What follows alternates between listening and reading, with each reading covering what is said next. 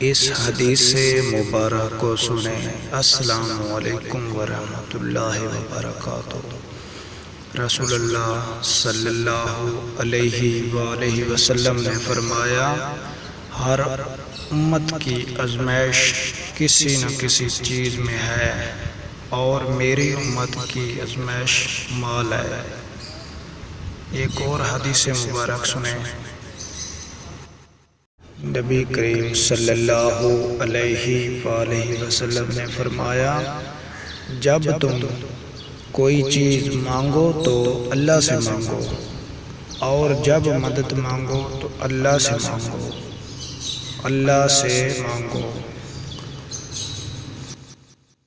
اس حدیث مبارک کو سنیں۔ السلام علیکم ورحمۃ اللہ وبرکاتہ۔ رسول اللہ صلی اللہ علیہ وآلہ وسلم نے فرمایا، ہر امت کی آزمائش کسی نہ کسی چیز میں ہے، اور میری امت کی آزمائش مال ہے۔ ایک اور حدیث مبارک سنیں۔ لوگوں پر 3 احسان کرو، نفع نہیں دے سکتے تو نقصان نہ کرو۔ دوسرا نمبر، خوش نہیں کر سکتے تو رنجیدہ نہ کرو۔ تیسرا، تعریف نہیں کر سکتے تو برائی نہ کرو۔ اس کو آگے شیئر کریں۔ خدا کا واسطہ اس حدیث مبارک کو آگے شیئر کرنا۔